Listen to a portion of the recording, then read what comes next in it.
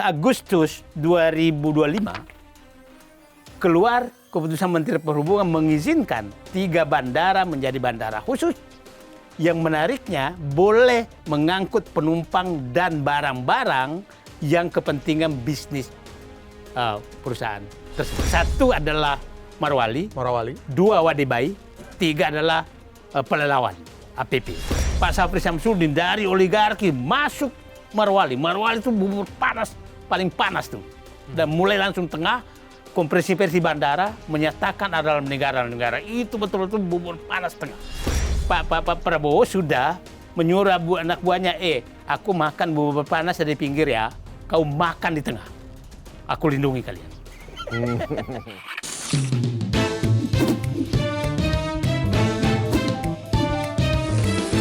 To the point aja.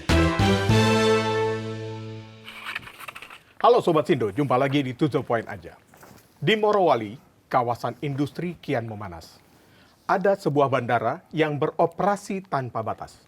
Kata Menteri Pertahanan Safri Samsudin, ini adalah sebuah ancaman kedaulatan. Benarkah ada republik dalam republik? Untuk mengulasnya To the Point aja, kita akan berbincang dengan Said Didu, mantan staf khusus Menteri ESDM Sudirman Said pada era Sudirman Said ya, Bang Said ya. Ya. Terima kasih telah hadir di To the Point aja. Terima kasih. Bang Said sudah pernah ke Morowali itu? Saya 5 kali. Oh, kesana. 5 kali. Dan terakhir Mei 2025. Dan saya masuk Morowali itu 2015 awal. Ya. Dijemput khusus di Kendari pakai helikopter. Kan belum ada bandara yang beroperasi bagus saat itu. Nah, setelah saya nyampe ke sana, sudah ada smelter, masih kecil tapi. Yang terbayang saya kan begini, supaya publik paham. Saya memang dulu, Sudirman Said menyiapkan saya menjadi Dirjen Minerba untuk menertibkan tambang. Ya. Tapi pas dibahas oleh di Presiden, ya saya dapat bocoran dari Pak Yusuf Kalla, saya masih di Kendari, ditelepon Pak Yusuf Kalla, Wapres sebagai Ketua TPA, kamu ditolak oleh Presiden. Nah disebutkanlah Presiden siapa yang menolak Said Didu. Presiden menyebutkan nama. Dan kita tahu persis bahwa itulah yang menjadi komandan. Komandan daripada masuknya smelter Cina. Publik udah paham komandannya. Saya tahu orangnya. Tahu lah orangnya. Nah, jadi Presiden menyatakan dia menolak. Nah alasannya, kalau saya jadi kita habis semua. Oke. Nah, Jadi ada semacam ketakutan. Ketakutan. Nah, saya habis itu saya umroh, Pak Dirman Said nelpon saya. Karena ini masalah tentang tambang ini serius sekali, walaupun kamu tidak jadi dirjen, maka saya angkat sebagai ketua tim tim untuk mengevaluasi smelter. Oke. Jadi semua smelter yang dibangun harusnya lewat saya. Baru bisa dikirimkan ke Menteri untuk disahkan. Jadi belum ada smelter kalau belum Bang Said belum Itu ACC? aturannya. Ya. Jadi parafnya Bang Said ini Ya. menentukan ya, itu berdirinya aturannya startup. Menteri SDM. Nah, saya di Kendari disuruh Pak Dirman Said kamu ke sana. Saya ke sana lah, dijemput pakai heli ke Bapak ini. Nah, terus saya heran kok ada smelter. Saya tanya, ini smelter isinya dari mana? Ya. Ternyata dia pakai izin Menteri Perindustrian. Menteri Perindustrian. Jadi mereka memang mensiasati hukum. Nah, karena aturannya smelter itu baru boleh dikasih izin kalau ada IUP-nya, ada bahan bakunya. IUP itu menjadi ranah Kementerian SDM. Nah, jadi rekomendasi dari situ bahwa sudah ada IUP-nya baru. Nah, dilanggar itu. Nah, dilanggar. Yang menarik, di rootnya tuh ya kita tahu ya, yang belakangnya itu kan bintang 8. Terus di rootnya IMIP itu adalah bekas Dirjen Perindustrian. Ya. Direksinya bekas direktur. Nah, setelah itu jalan. Nah, yang menarik, nah ini 2015 Mei, Pak karena udah ini Pak Presiden mau meresmikan smelter itu. Nah, Pak Sudirman Said Menteri SDM ditanya, apakah saya harus ke sana? Tanya Jokowi. Presiden bilang, Pak Dirman bilang, jangan Pak. Karena ini masih belum clean and clear. Ini perusahaan ini, siapa pemiliknya, IUP-nya dari mana, nggak jelas. Sembunyi-sembunyi Presiden ke sana, tanpa Sudirman Said. Nah, jadi pada saat itu 2017 juga Jonan diminta mengizinkan, ini masuk lompat ke bandara, minta izin, karena pada saat 2015 itu, direksi itu ada ngomong ke saya, Pak Said bisa dibantu nggak asal agar kita punya bandara khusus. 2015 sudah Yang minta Pak Jokowi? Bukan, direksinya IMIP. IMIP. Oke. Saya bilang, buat apa? Kan Anda bisa masuk ke bandara yang sedang dibangun, existing. Yang sudah ada. Nah, macam-macam alasannya. Nah, minta izinlah ke Jonan 2016. 2016 minta izin ke Jonan, Jonan tolak izin bandara. Oke? Ya. Nah, jadi Pak Sudirman Said menolak, Presiden meresmikan, Jonan menolak izin bandara. Nah, dua-duanya diberhentikan. Jadi korban IMIP tuh clear, ada 2 menteri. Oke, Bang, sebelum kita lebih jauh. Jadi sebenarnya pemilik IMIP itu kan investasi dari China, Ya. sama dari Indonesianya bintang 7 itu. Bintang 8. Bintang 7 opat. pusing kita. Kita pusing soalnya. Kalau ini. bintang 9 lain lagi. Oh iya.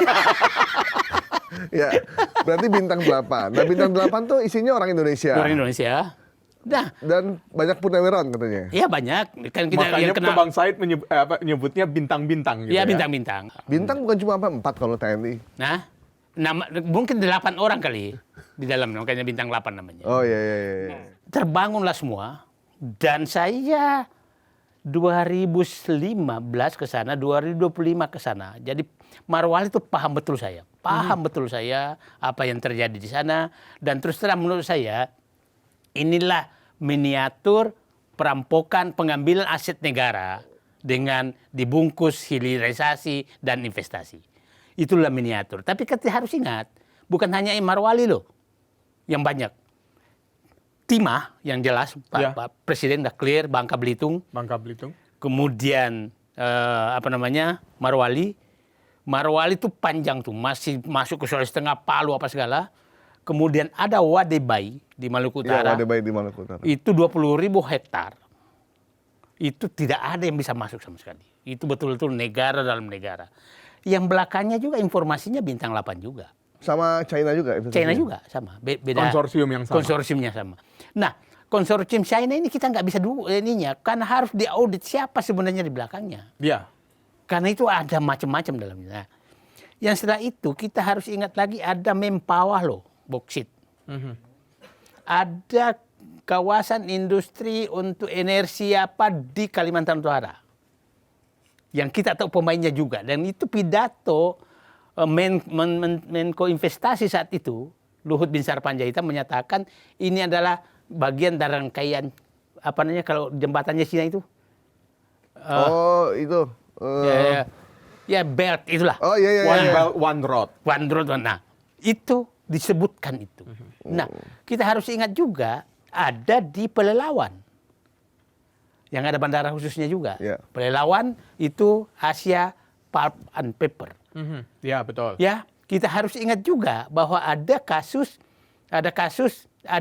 tentang aset yang dikatakan diambil itu adalah di Lampung yang 150.000 hektar aset negara. Jadi saya menyatakan bahwa sepertinya Presiden Prabowo ini ingin melakukan betul bahwa kan begini. Sederhana kok, Prabowo kan menyatakan ingin mengembalikan kedaulatan ekonomi yang dirampas oligarki kepada rakyat. Itu kan keinginan beliau. Ya.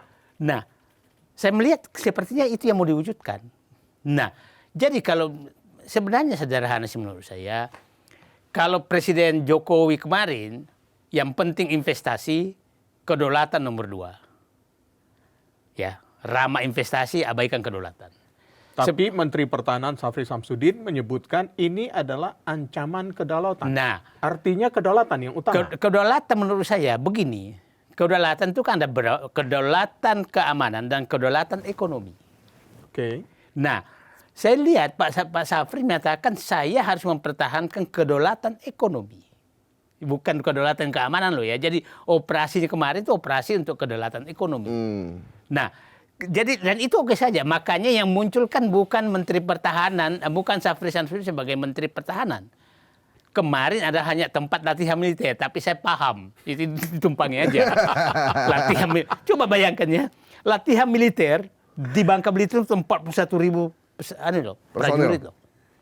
Di Morowali itu 26.000 loh prajurit dan masih ada di sana semua. Jadi ini shock terapi betul bahwa negara ini ada. Kalian jangan seenaknya. Abang kan sudah cukup lama mengenal sosok Pak Syafri Syamsuddin. Kalau abang melihat press conference beliau kemarin, bagaimana mimiknya, ketegasannya, dan kalau kita lihat sih tampak amarah yang begitu kuat di dalam, cuman ditahan aja sama dia. Jadi sebegini, Pak Syafri Syamsuddin memang kemarin itu di luar karakter tuh, di luar karakter dia. 2 kali saya melihat Pak Syafri di luar karakter dia. Itu pada saat konferensi pers 30 Agustus di Istana, yang kalimatnya nggak fokus. Itu di luar karakter dia. Saya puluhan tahun sama dia. Dan saya ini ada apa? Kenapa Bapak di luar karakter ini? Nah dia bilang ya awalnya presidennya mau ini, tapi ditugaskan ke saya. Nah yang kemarin itu di luar ini loh. Coba bayangkan. Kita masih bisa telusuri jejak digital pada saat kerusuhan 98. Pada saat dia Pangdam. Pada saat kerusuhan aja dia nggak kelihatan marah loh. Yeah.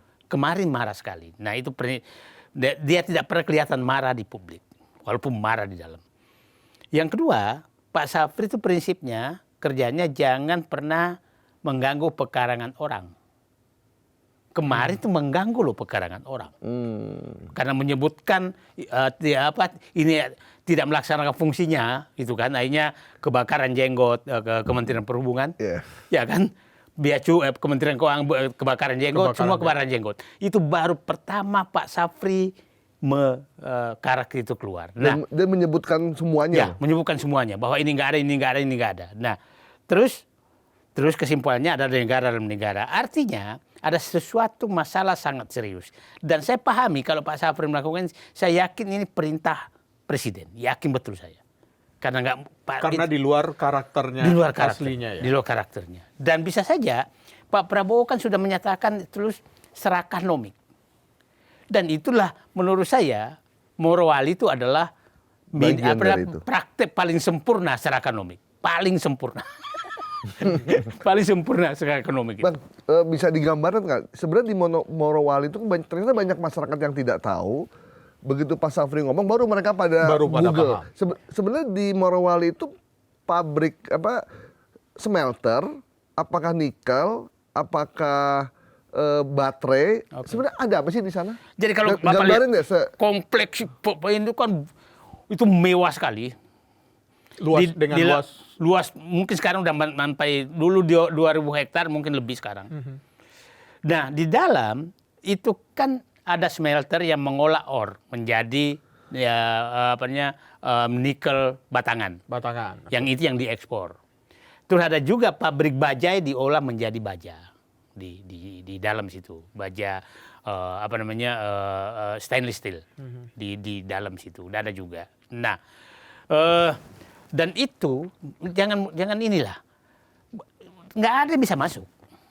Tidak ada di situ ada rumah penduduk atau markas TNI segala macam, ada nggak sih? Ada, tapi nggak ada yang bisa masuk. Nah, yang menarik Said Didu Mei bisa masuk. Masih ada fotonya, cuma saya nggak mau. Mei 2025. Dengan cara saya. Saya 5 kali masuk sana itu 2 kali lewat pintu belakang, ganti rambut, ganti apa. Serius Bang? Iya. Makanya nggak mau ditunjukkan fotonya. Ketahuan nanti. Bongkar. Nah, jadi itu industri. Coba bayangkan ya. 2015 saya ke sana, 2025 saya ke sana. Tidak ada perubahan apapun terhadap ekonomi rakyat. Mall, tanda kutip, yang paling besar tetap Alfamart, Indomart. Itu bukan mall itu, Pak. Terus, bank, tidak ada cabang bank yang besar. Tetap ada link. BRI link, BA Mandiri link, apa sih? Briling. Ya? Rumah sakit enggak apalagi. Nah, jadi efeknya buat masyarakat nggak ada. Nah, pemerintah menyatakan pertumbuhan ekonomi tertinggi, betul. Ya. Tapi punya siapa?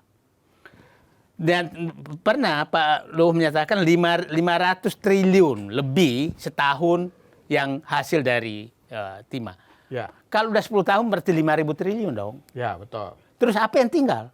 Nah, yang PAD di sana daerah dari tambang itu tidak sampai 1 triliun. 600 sampai 800 miliar PAD-nya. Nah, dari tambang ini, dari ekspor 500 triliun, masa cuma tersisa nggak sampai 1 triliun.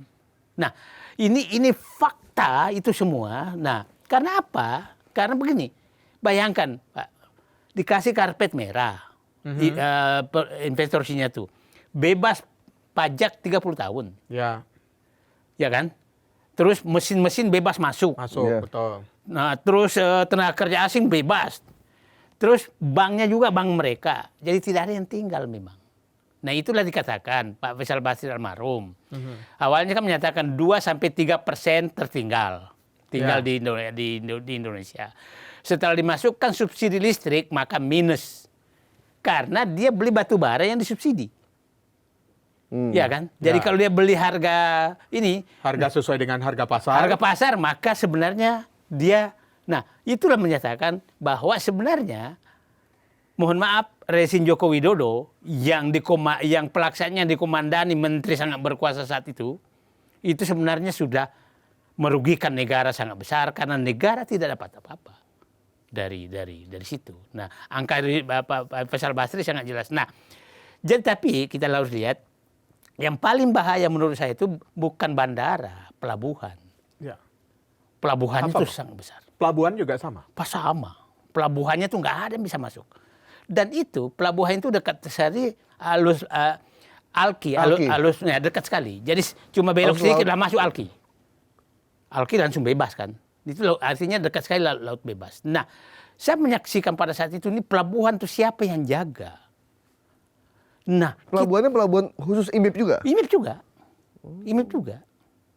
Nah, jadi semua bebas dan mohon maaf aja pada saat itu datang saya Pak Bupati, Bapak sering masuk sini. Mana bisa saya masuk kalau Bapak nggak ada? Bupati loh. Siapa yang menjaga sehingga sebegitu ketatnya untuk masuk ke sana? Apakah tentara Gurkha? Ya. Mereka sudah membeli semua. Membeli semua. Mau coklat, mau hijau dibeli. Nggak ada yang bisa. Nah, Sehingga Bang Said saja masuk harus merubah wajahnya dulu. Harus seperti menggunakan topeng supaya bisa masuk Mei 2025. Jadi yang saya ini kan bahwa ya saya berharap Prabowo menggunakan betul itu momentum ini untuk menunjukkan bahwa yang dia inginkan memberantas serakonomik. Tapi jangan hanya berhenti di Morowali. Dengan cara lakukan audit izin-izinnya. Lakukan audit kepemilikannya siapa. Pemilikannya siapa. Lakukan audit kemana aja sebenarnya uang mengalir dari sini. Nah, bahwa ada nanti yang kena, ya nggak apa-apa namanya penertiban. Pembersihan. Bang, kan kenapa setiap kalau investasi dari China, itu perusahaannya itu kadang kita nggak terekspos gitu perusahaannya. Kan kalau misalkan yang tambang ada Vale itu jelas, ada Harita itu jelas juga, dan banyak beberapa. Nah kalau yang China ini kayaknya selalu bersamaan dengan perusahaan dalam negeri kita dan kita nggak tahu siapa struktur pemilikannya segala macam. Kenapa selalu begitu ya? Dan setiap saat bisa ganti. Setiap saat bisa ganti. Hari ini masuk perusahaan A, besok ganti perusahaan B, besoknya ganti lagi. Nah, inilah yang menurut saya yang paling bahaya. Karena kita nggak bisa menelusuri.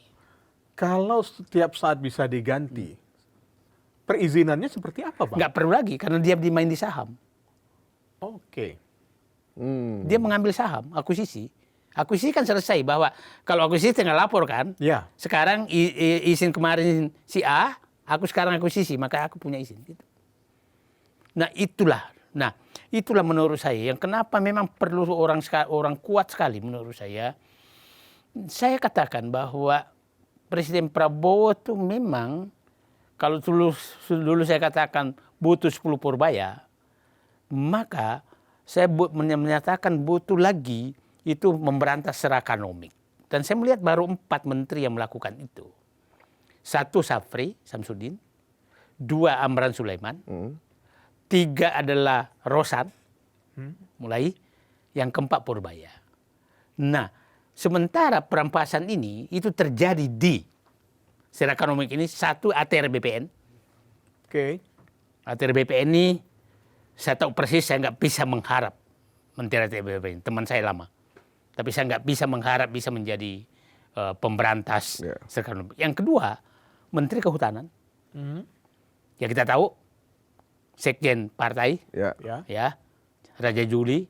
Kemudian yang ketiga adalah Menteri SDM, Bahlil. Bahlil ini nggak mungkin membersihkan karena, nah sudah cerita, Bahlil inilah yang sebenarnya dulu awalnya kan pada saat sebelum dibentuk tim hilirisasi, itu kan yang komandannya adalah Menteri Investasi dan Kemaritiman. Setelah Bahlil dijadikan Menteri Investasi dan sebagai Ketua Hilirisasi dipindahkan semua ke sana. Kelihatan kan ada bentrok kan? Ada merasa keambil kewenangannya. Kewenangan. Nah menariknya, yang harusnya mengeluarkan itu Menteri SDM. Kalau izin, dicabut ke Bahlil oleh Joko Widodo. Nah sehingga saat itu yang berkuasa betul, nah sebelum itu dicabutkan izin tambang sekitar 2.000 izin tambang. Nah setelah dicabut disuruhlah tanda kutip menghadap Bahlil. Nah jadi saya tidak pernah bisa percaya bahwa Bahlil bisa menertibkan ini karena motor daripada itu tambang ini adalah Bahlil gitu kan. Nah di Bahlil yang ketiga 4 adalah KKP, Komite Kelautan dan Perikanan, karena itu pengambil alihan lahan pantai apa segala, ekspor laut segala, itu KKP. Itu perlu juga pemberantas serakanomik di situ. Karena Indonesia sebagai negara maritim ya, Bang, ya negara maritim. Nah, yang paling penting adalah Kapolri. Kalau Kapolri, Jaksa Agung, itu KPK. Itu menurut saya, nah itulah saya katakan Pak Prabowo kemarin ya, belok sebentar dikit. Oke, Bapak berikan abolisi, amnesti, memberikan rehabilitasi, itu adalah langkah darurat. Itu namanya Bapak menunggu sampah hanyut, baru Bapak pungut. Seorang pemimpin yang baik adalah membersihkan hulu. Supaya sampah nggak turun. Hulunya ada 3 kalau penegakan hukum, Kapolri, Jaksa Agung, KPK. Kalau Bapak masih menunggu terus kayak begitu, itu nggak sehat penegakan hukum. Itu. Kita balik lagi ke serakanomik. Ada 5 poin yang Bang Said sampaikan tadi ya. Berartinya 5 menteri ini kalau tidak diganti, serakanomik itu tidak akan hilang. Nggak akan bisa dibasmi oleh 4 orang yang telah ada ini. Saya yakin karena dia ikut di dalamnya. Ikut di dalamnya. Jadi nggak mungkin orang suruh membersihkan dirinya. Pasti kau buka semua gitu kan. Nah jadi udahlah. Kalau Pak Prabowo memang ini ya jadikan karena begini. Kalau Marwali itu dibuka, kelihatannya kena semua kok. Akan banyak akan kena semua. Karena Bang habis Pak Safri preskon, besoknya semua orang keluar tuh. Ya. Memberikan klarifikasi. Ya. Sementara Pak Safri kan ada di dalam kabinet. Jadi kita ngelihatnya, ini kok dalam satu kabinet yang satu ngomong begini, yang satu ngomong begitu. Iya. Nah, itulah akhirnya memunculkan republik dalam republik ya. Jadi kalau begini, kalau menurut saya ini memang kemungkinan Pak Prabowo memang ingin membuka aib kabinetnya agar rakyat itu normal saja, bagus-bagus saja. Coba beginilah. Tahu-tahu keluar Wamenhub memberikan pernyataan. Memang Pak Sapri kan tidak menyatakan ini tidak berizin. Ini negara dalam negara, tidak hadir negara tidak dalam hadir itu. negara. Bukan berarti tidak ada izinnya. Bukan ilegalnya. Bukan ilegalnya, nggak pernah menyatakan ilegal. Publik menyatakan ilegal, ya kan? Nah, bahwa dia punya izin, kenapa kok kasih izin? Ya kan? Nah, ini yang menarik ini. Agustus 2025 keluar keputusan Menteri Perhubungan mengizinkan 3 bandara menjadi bandara khusus yang menariknya boleh mengangkut penumpang dan barang-barang yang kepentingan bisnis perusahaan tersebut. 3 bandara khusus itu adalah 3 bandara swasta yang dioperasikan di dekat pertambangan tadi. Ya, 1 adalah Morowali, 2 Wadebai, 3 adalah Pelalawan, APP. Oh, jadi 3 bandara ini yang tadinya bukan bandara internasional, diputuskan jadi bandara internasional. Bandara yang boleh terbang keluar. Boleh terbang keluar. Jadi dia bisa langsung. Bisa langsung. Itu Agustus. Berarti kan harus ada imigrasi dan bea cukai dong. Dan tidak pernah ada di situ kan. Nah, wah ini bukti baru tahu nih. Kita ya Bang. Nah, yang menarik KM 55 2025 itu dicabut. Ini 13 Oktober. Pertanyaan saya, antara Agustus sama Oktober itu apa yang terjadi? Dan siapa yang melobi sehingga ini keluar? Siapa yang melobi sehingga keluar? Apa targetnya sehingga ini harus dijadikan bandara khusus yang boleh mengangkut orang, boleh mengangkut apa saja, oke? Dan siapa yang menekan sehingga yang bertahan sekarang hanya Pelalawan sampai 2026. Punya APP, yang lain dicabut. Nah, pertanyaannya, antara Agustus sampai dengan Oktober, apa yang terjadi? Itu Kemenhub ya berarti? Kemenhub. Yang tanda tangan siapa itu Bang? Kemenhub juga, masih Menteri Menhub yang sama. Oh. Pak Gandhi. Pak Dodi. Nih, Dodi Purwagandhi. Jadi Agustus ditetapkan, Oktober dicabut 2. Cabut 2 ya, Morowali. Morowali sama Wadebai. Nah, apa yang terjadi Agustus dan Oktober itu kita nggak tahu ya? Nggak tahu. Apa yang diangkut, apa yang dibawa, apa yang dikirim dari itu bisa semua dari luar negeri? Bisa, langsung. Nah, mungkin karena itu Pak Safri bilang tidak ada aparat negara di situ. Jadi Pak Safri mungkin nggak tahu bahwa pasti tahu bahwa ada izin internasional mulai Agustus. Izin internasional mulai Agustus. Dan dia pasti cek, pernah nggak ada imigrasi di situ? Pernah nggak ada bea cukai di situ? Pernah nggak? Kan nggak pernah ada. Artinya, Anda pernah membuka negara ini orang bebas masuk tanpa negara. Ya kan? Agustus sampai. Yang perlu kita telusuri, ini siapa di belakang sehingga ini keluar? Coba Bang, bisa yang Agustus Bang. Ini Agustus. Ini Oktober. Yang Agustus. Ini Oktober. Ya.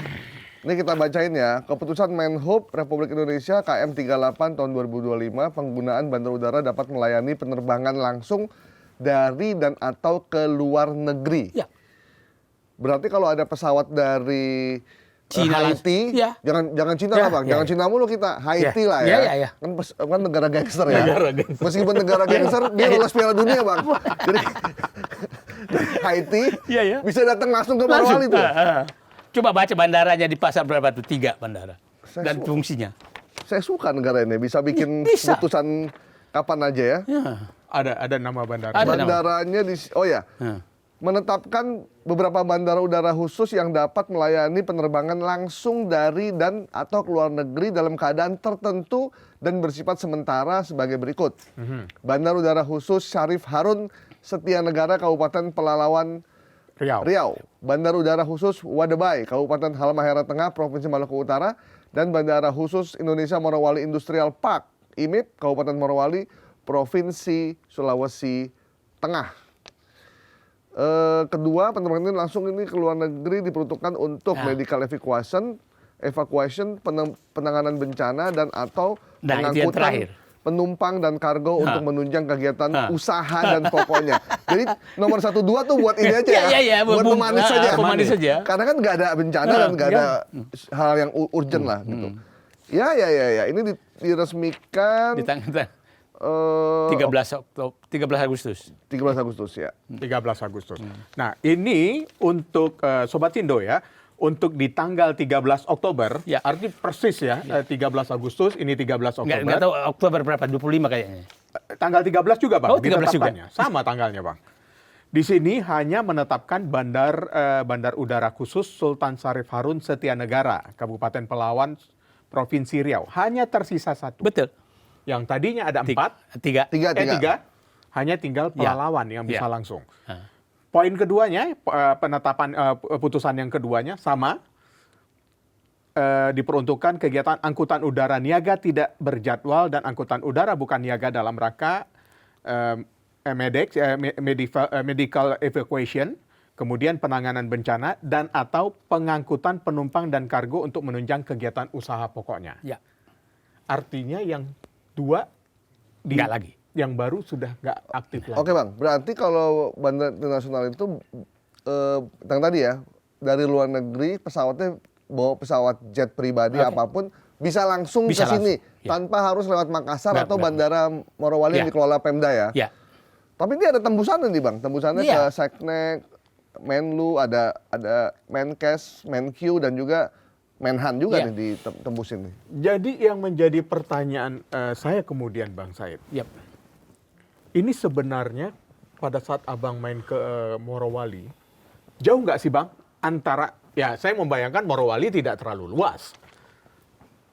Tapi artinya bandaranya pun sebenarnya jaraknya tidak terlalu jauh. Saya 50 menit dari bandara ke IMIP. 50 menit untuk wilayah Morowali yang kosong ya. Artinya sekitar 50 kilo sampai 70 kilo kelihatannya lebih karena jalannya bagus. Ya 1 jam lah paling kira-kira. Jadi tidak make sense bahwa harus minta bandara khusus. Karena di Morowali juga ada bandara kan sebenarnya? Ada. Dan besarnya sama dengan bandara. Dengan situasi yang baru, baik pada saat bandara IMIP ini dioperasionalkan, Bang Said juga sudah pernah ke Morowali? Pernah. Tapi saya nggak mendarat di bandara Maleo. Tidak, Abang tidak bandara IMIP ya, tapi di bandara yang milik pemerintah itu ya, Pemda. Kalau Abang main-main ke bandara itu, ada petugas nggak sih Bang? Karena di sini disebutkan ya, dapat dilaksanakan setelah memenuhi ketentuan sebagai berikut. Persyaratan keselamatan, keamanan, dan pelayanan untuk melayani penerbangan langsung dari dan atau luar negeri. Berkoordinasi dengan instansi bertanggung jawab di bidang kepabeanan, keimigrasian, dan kekarantinaan dalam rangka tersedianya personel dan fasilitas kepabeanan. Kalau yang disampaikan oleh Pak Safri, tidak ada orang kepabeanan, tidak adanya orang dari Kemenhub. Terus yang operasi pada saat mereka mau darat, clear to land, ngomongnya ke siapa gitu loh. Nah, jadi saya begini. Oke. Orang sih menyatakan bahwa tidak ada penerbangan selama ini tidak dideteksi tidak ada penerbangan internasional. Tapi ada juga data menyatakan ada 500-an saja. Nah, sebegini. Kan bandara internasional paling dekat kan adalah Makassar, Manado. Ya, dan itu kan yang besar. Yang besar. Pertanyaannya, kalau ada orang yang naik di bandara IMIP dan ada kargo dimasukkan di bandara IMIP, apakah orang itu akan diperiksa di Manado atau Makassar? Kalau hanya transit biasanya jarang kan? Nah, mungkin turun 2-3 orang yang punya paspor untuk pengesahan. Tapi mungkin di dalam ada 30. Kita nggak tahu. Pasti kargo nggak? Iya. Pasti kargo nggak? Ya repot dong turunin. Masa meriksa lagi. Nah, jadi kalau ada praktiknya begitulah. Dan jadi kalau menyatakan tidak terjadi sebentar dulu. Itu kan teorinya. Teori menyatakan bahwa tidak ada pengangkutan barang keluar negeri di bandara IMIP. Itu kan aturannya. Tapi siapa yang... Kan pagarnya, saya waktu ke 2005, saya tidur di hotel kecil di samping bandara. Nggak bisa masuk. Di bandara IMIP itu? Ya. Nah, kalau yang dari IMIP-nya menuju bandara, orang barang berarti kan nggak diperiksa ya begitu dia terbang ke luar negeri. Dan itu bandara sama kawasan industri IMIP satu. Artinya seperti yang di Pelalawan ini, di areal kawasan industrinya itu ada bandara. Ada bandara, ini juga sama. Itu satu, nggak ada pintunya. Jadi udah langsung. Dan hal yang sama juga terjadi di Wadebai. Timika kan, yang di Freeport kan juga. Lain. Beda. Kalau Freeport tuh jauh sekali. Anda masih naik helikopter ke atas. Anda masih naik helikopter, kalau naik mobil tuh, karena saya pernah ini semua, itu sekitar dengan pakai baju anti peluru, bus khusus, itu 4 jam, 5 jam. Ini berbeda sekali. Berbeda sekali, bukan di dalam kawasan kalau di Timika itu. Bang, seserius apa ya? Karena kalau di Amerika, begitu ada seorang menteri pertahanan atau panglima TNI berbicara kepada media, dan mengatakan bahwa ada negara Amerika di dalam Amerika, itu berarti ada sesuatu yang luar biasa di negara itu. Saya pikir ini udah kemarahan agak memuncak karena ya udahlah. PIK 2 itu juga negara dalam negara. Jadi udah banyak sekali negara dalam negara dan kita ingat Presiden Jokowi itu membuat kawasan industri yang sangat banyak. Itu sampai 200-an lebih loh. Nah, ini kan negara dalam negara semua gitu loh. Nggak ada yang bisa masuk. Nah, kelihatannya kalau kita lihatlah contoh tadi ada bayi apa segala banyak sekali. Ya. Nah, sepertinya itu yang mau dikoreksi Pak Prabowo. Nggak bisa bahwa Anda berbisnis di Indonesia. Nah, seperti ini. Nah, negara dalam negara itu banyak sekali terjadi. Banyak sekali terjadi sehingga menurut saya istilah itu keluar memang sudah kemarahan bahwa ini harus dikoreksi. Bahwa ada orang yang bisa berbuat apa saja di wilayah yang diserahkan negara ke dia. Contohlah umpamanya gini. Kita datang ke perkebunan yang besar sekali yang milik mereka. Nggak bisa masuk. Nggak mungkin bisa masuk. Nah, itu mungkin yang mau dikoreksi. Nah, kita contoh lagi nih lah. Antara umpamanya Pondok Indah, BSD apa segala itu kan terbuka. Ya. Bukan negara dalam negara. Walaupun mewah. Tapi kan siapa saja boleh bisa masuk dan bisa keluar dengan bebas. Bisa keluar dengan enak. Tapi Anda coba masuk ke PIK 2. Nggak ada yang bisa keluar. Nah, itu menurut saya dia mau koreksi gitu loh. Bahwa ini enklave negara dalam negara, baik dalam bentuk kawasan maupun dalam bentuk bisnis, ini harus diakhiri. Masalahnya menteri-menterinya itu paham nggak keinginan dari Pak Prabowo dan lewat Pak Safri ini, Bang? Saya melihat karena begini nih, ini kan Pak Safri dan Prabowo kan soulmate betul kan. Ya, supaya Pak dipahami ini sekolah pun satu kamar kok. Jadi maksudnya. Nah, jadi saya yakin sepertinya Pak Prabowo ini mungkin kalau dia ngomong panggil Safri itu kan free. Gitu kan. Free. Yeah. Lu ini dong. Nah, kira-kira gitu. Nah, kira-kira jadi saya menyatakan betul bahwa ini sangat serius. Nah, kita contohlah. Timah itu yang saya katakan tadi, latih menurunkan prajurit 41.000 loh untuk menjaga. Dan dia menyatakan ini ada 400 triliun yang akan diselamatkan dari Timah. Nah, Morowali belum keluar.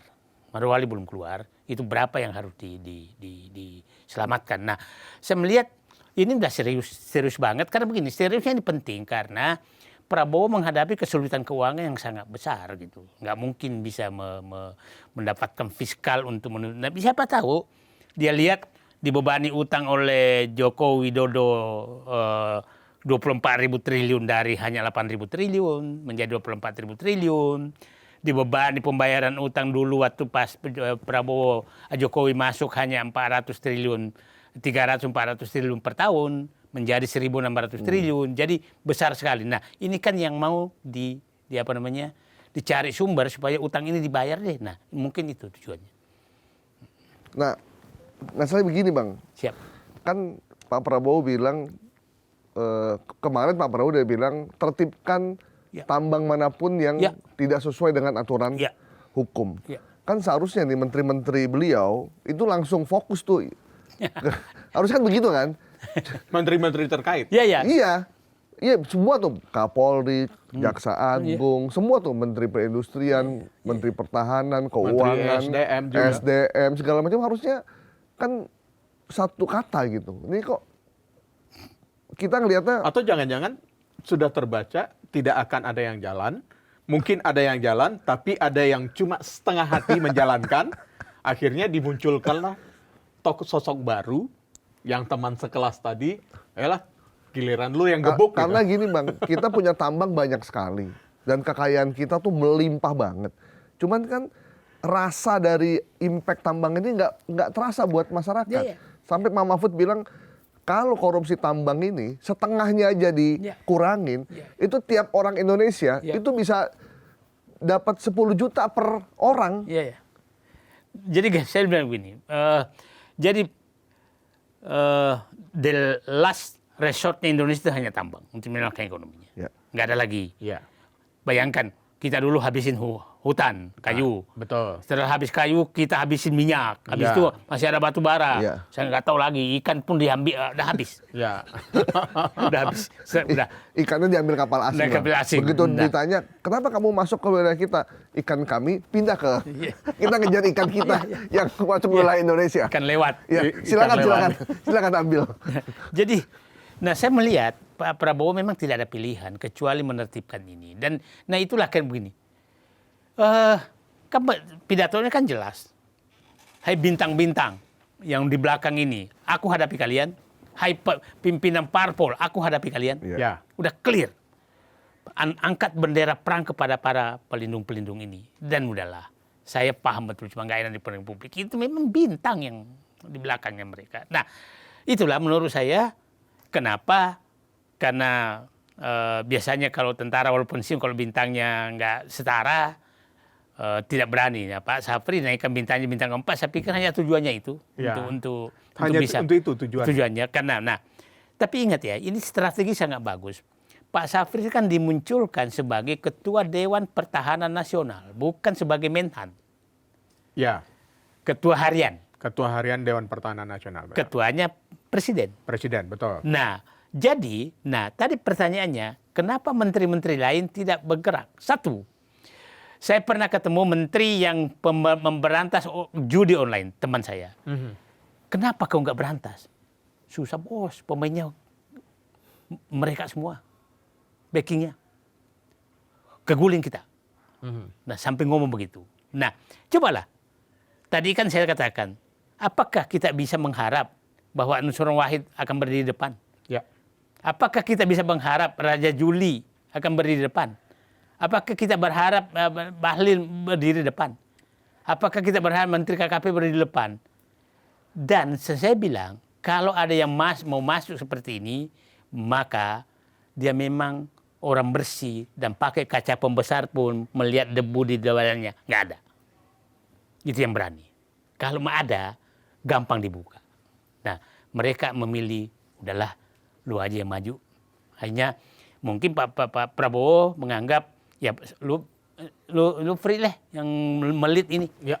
Jadi benar. Saya katakan pemberantasan tambang dan sumber daya alam ini itu sebenarnya bukan pemerintahan, bukan lembaga pemerintahan yang dijalankan, tapi lembaga negara. Lembaga negara itu Dewan Pertahanan Nasional, bukan kabinet. Bukan kabinet. Jadi presiden sebagai kepala negara menggunakan lembaga yang ada pada Dewan Pertahanan Nasional, bukan kabinet. Akhirnya tidak ada kabinet. Lu yang lead sebagai lembaga negara. Artinya Safri berbicara kemarin itu hanya bajunya, jaketnya saja yang digunakan sebagai Menteri Pertahanan, Bang Said. Betul, jaketnya, tapi dia sebagai Ketua Harian. Tapi Abang melihat posisi sebenarnya pada saat Safri berbicara seperti itu, dia sebagai Ketua Harian Dewan Pertahanan Negara. Ya, makanya yang keluar dari mulut dia adalah saya akan mempertahankan kedaulatan ekonomi. Ya kan, bukan kedaulatan keamanan loh. Karena Menteri Pertahanan itu kedaulatan keamanan. Yang keluar dari mulutnya Pak Safri, kedaulatan ekonomi. Tapi kemudian yang muncul di pertanyaan publik adalah begini Bang Said. Kenapa kalau memang ada yang sudah tidak sejalan dengan visi misi Presiden, ya sudah, Presiden punya hak prerogatif. Kenapa nggak ganti saja orangnya? Atau jangan-jangan orang-orang ini juga Presiden maunya, ya lu kerja sesuai dengan arahan gua, atau jangan-jangan nanti gua ganti, atau ini hanya nunggu timing. Ya saya bilang problem kita itu kan saya selalu menyatakan Pak Prabowo itu otaknya Rambo, hatinya Rinto. Ya, itu, dan ada prinsip kerjanya adalah persatuan. Itu berat banget. Jadi saya justru kasih Pak Prabowo nih karena konfliknya itu konflik dalam dirinya. Konflik dalam dirinya antara otak, hati, dan keinginan. Itu. Nah, sehingga saya menyatakan ke publik, selama cita-citanya oke, itu kita dukung. Ya. Kita dukung. Dan saya melihat sih rakyat semakin paham kok, karena memang dia, beginilah, akumulasi kesalahan pengelolaan negara selama ini itu sudah lama. Dan Pak Prabowo kelihatannya, terutama di ekonomi, dia mau melakukan pembenahan itu. Dan ini adalah sangat krusial karena pasti menimbulkan musuh oligarki yang sudah menguasai semua. Partai politik sudah beli, aparat hukum sudah dibeli, bupati, kepala desa sampai ini sudah dibeli semua. Prabowo masang badan, kita berhadapan. Dan saya lihat ada pergeseran rakyat ke Prabowo mendukung. Dan sebenarnya rakyat mendukung dia, dan saya pikir nah ini akan menunjukkan kekuatan untuk mengakhiri penyimpangan pengelolaan negara. Dan ini sebuah tantangan berat karena kalau tadi Bang Said mengatakan akumulasi yang sudah cukup lama, cukup panjang. Iya. Dan itulah Pak Prabowo kan menyatakan jangan memikirkan saya 2 periode kalau saya gagal. Jadi memang menurut saya ada pertarungan yang sangat besar. Kan berkali-kali menyatakan jangan bicara 2 periode kalau saya gagal. Artinya itulah kemudian strategi-strategi yang dimunculkan. Misal kalau tadi Bang Said berasumsi statementnya Menhan Syafri Samsudin itu memang ada yang memerintahkan untuk menyampaikan itu. Sehingga strategi ini bagian dari strategi, ini cara saya untuk membasminya. Nah, saya bilang menyatakan begini. Sepertinya Pak Prabowo itu kan istilah saya selalu memakan bubur panas dari pinggir. Tapi menyuruh anak buahnya memakan bubur panas dari tengah. Purbaya disuruh makan bubur panas di tengah itu, bea cukai, pajak itu dari tengah. Ya. Pak Syafri Samsudin dari oligarki masuk Marwali. Marwali itu bubur panas, paling panas tuh. Dan mulai langsung tengah, konferensi bandara menyatakan adalah negara-negara itu betul-betul bubur panas tengah. Gitu ya kan? Ya, betul. Jadi saya melihat Pak Prabowo sudah menyuruh anak buahnya, aku makan bubur panas dari pinggir ya, kau makan di tengah. Aku lindungi kalian. Jadi kalau tengahnya sudah dibersihkan, pinggirnya sebagai pelindung gitu ya. Itu saya bilang berpendapat. Mungkin juga strategi Pak Prabowo, daripada saya menertibkan kecil-kecil banyak, mending langsung masuk ke pusatnya lah. Karena kalau di Indonesia, kalau yang kan begini, pemain tertinggi di tambang itu ada di Marwali dan Wadebai. Pemain tertinggi. Oke, Bang, ini saya info nih. Soal kepemilikan saham ya. Di PT IMIP ini dimiliki oleh mayoritas Shanghai Descent Investment yang dimiliki oleh Xingchen Holding Group, salah satu perusahaan terbesar di China. Pemilik PT IMIP lainnya pemegang saham adalah perusahaan lokal PT Sulawesi Mining Investment.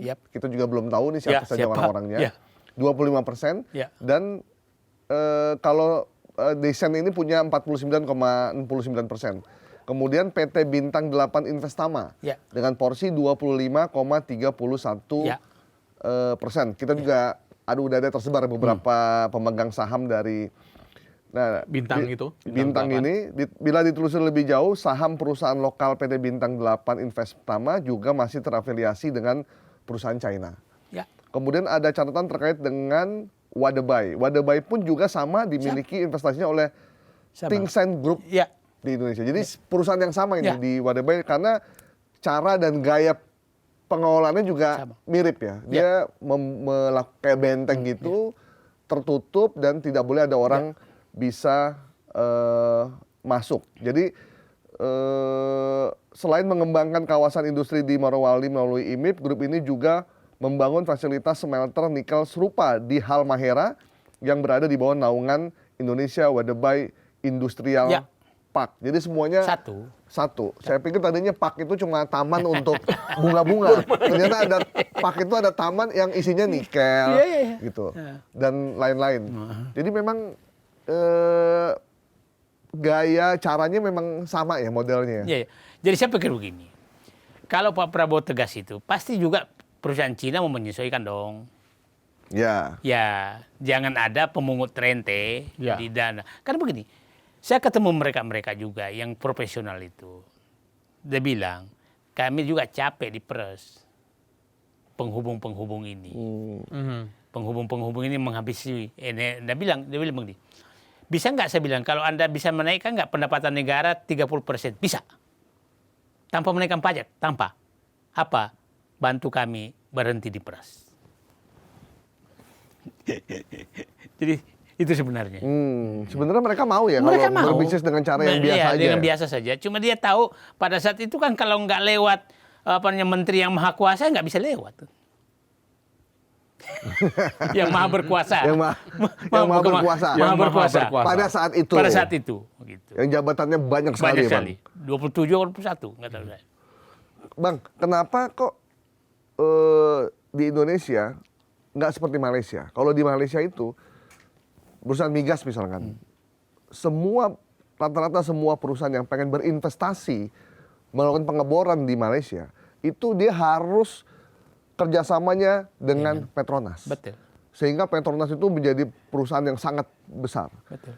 Dan apa yang dilakukan Petronas itu sebenarnya dia mengadopsi apa yang dilakukan Pertamina di masa lalu. Namun sekarang situasinya Pertamina sekarang dijadiin kayak perusahaan biasa aja yang bersaing dengan perusahaan-perusahaan asing. Dan di pertambangan itu tidak semua perusahaan tambang, apalagi yang gede-gede itu bekerjasama dengan BUMN yang ada di Indonesia. Justru membuat perusahaan-perusahaan baru yang dibentuknya juga baru kemarin ketika investasi itu mau dilakukan. Jadi kan begini. Itu kan Malaysia mencontoh kita pada saat pengolahan Orde Baru kan. Betul. Dia tidak berubah karena dia tidak ada reformasi. Kita ada reformasi 98. Itulah yang saya menyatakan terus. Hasil daripada angkatan 98 yang menyatakan di sini sebagai tokoh reformasi adalah membuat aturan dan menyerahkan sumber daya alam kepada oligarki. Itulah hasilnya. Karena disitulah di Undang-Undang Minerba kan, Undang-Undang Migas kan 2001. Minerba 2003. Yang belum di amandemen sampai sekarang di undang-undang. Nah, itu kan yang membuka semua ke publik. Nah, dulu kan betul bahwa itu sama dengan Petronas gitu kan. Nah, karena memang kan sampai yang paling anti BUMN itu kan menurut saya adalah Jokowi. Paling anti BUMN. Ya kan, maksudnya udahlah kasih aja. Coba aja bandingkan. Kenapa sih bangun smelter, kenapa bukan PT Antam? Antam itu kan sejak zaman Belanda adanya gitu kan. Kenapa timah yang jelas dari zaman Belanda dikasih ke swasta masuk. Dan di belakangnya bintang-bintang juga.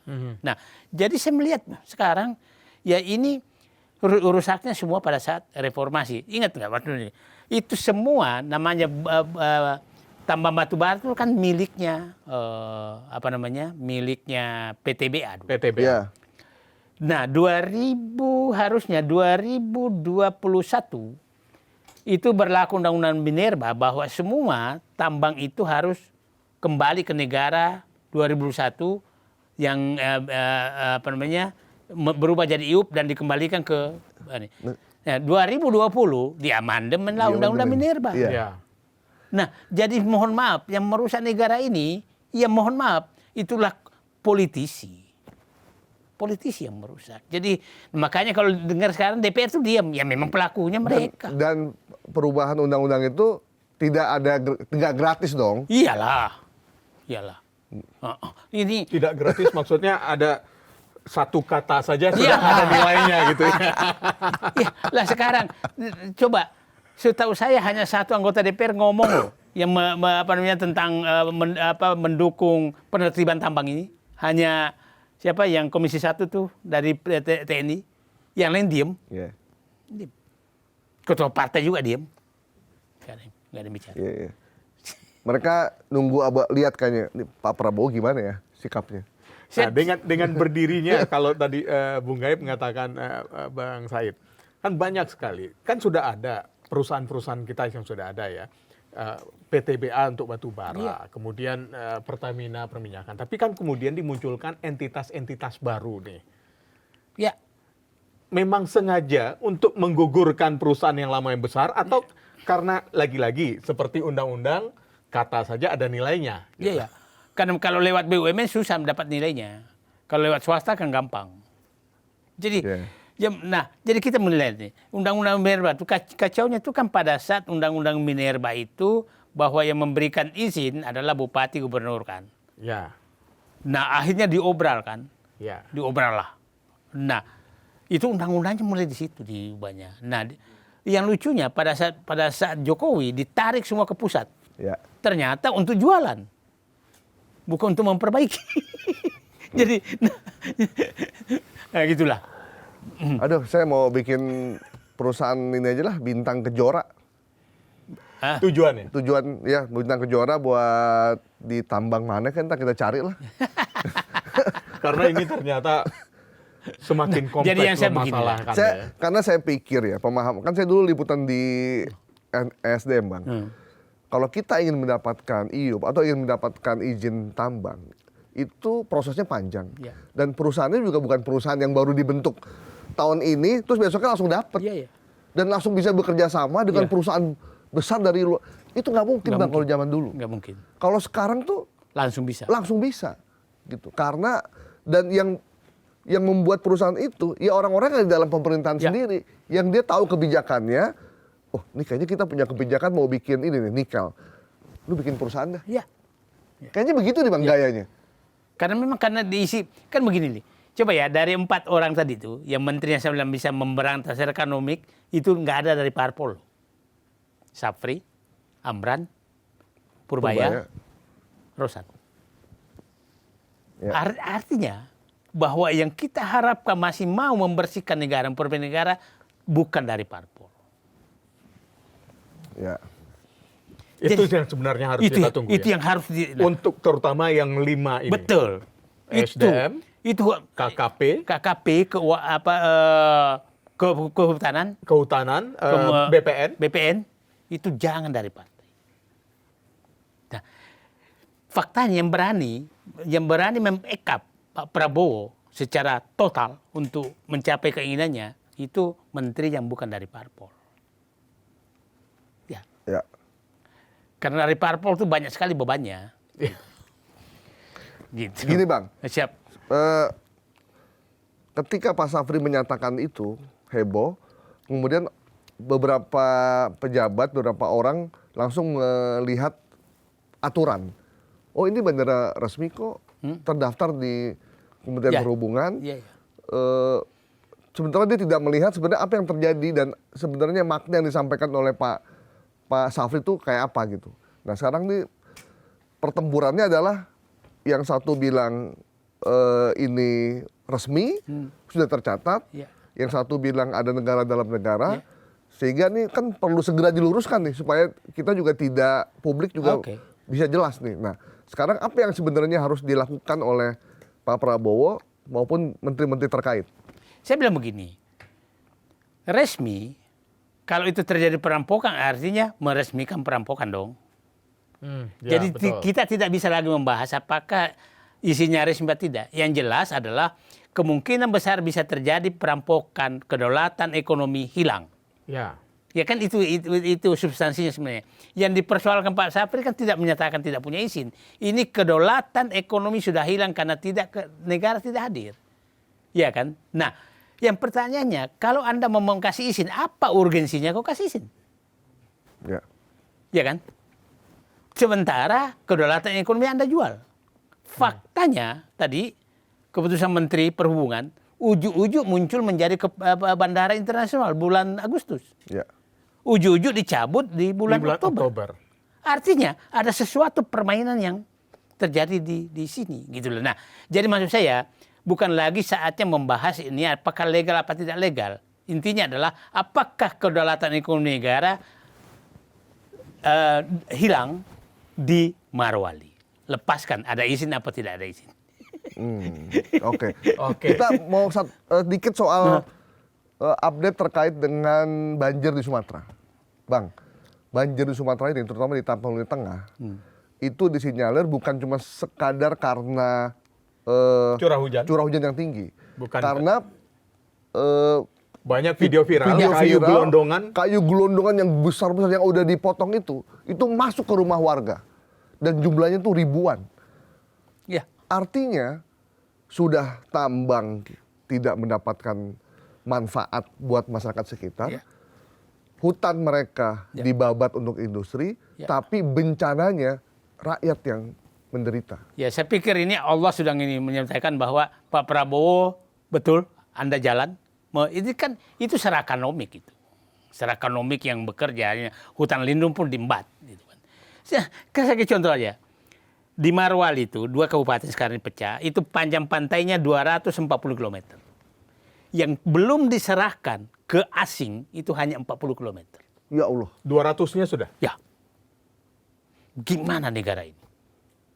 Merinding kita jadinya. Ya.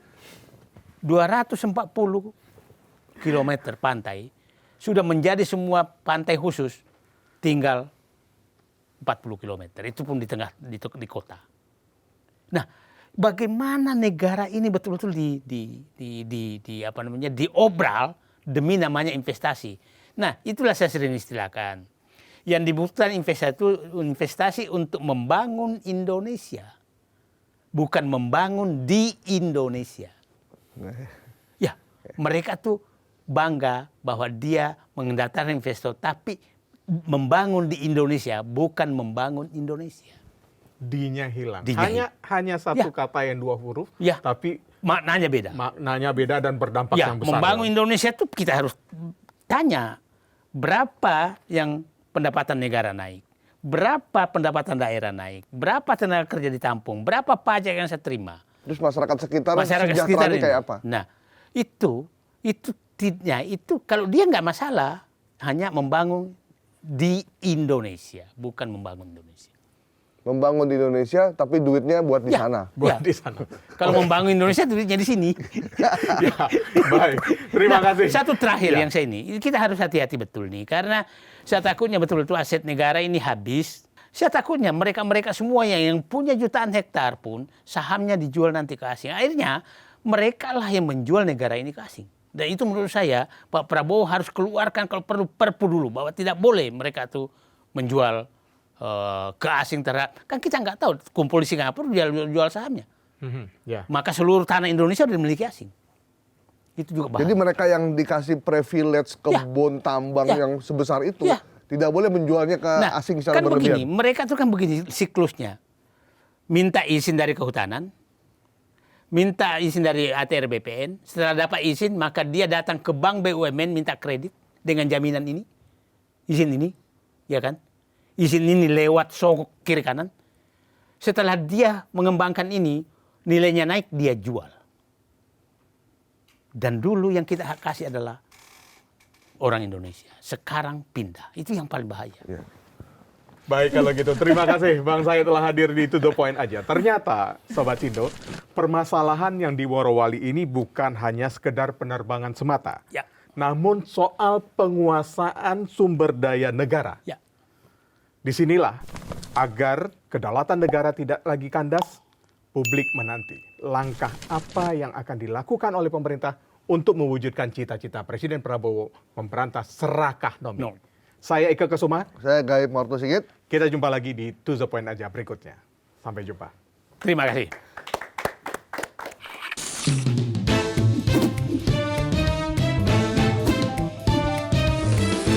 To The Point aja.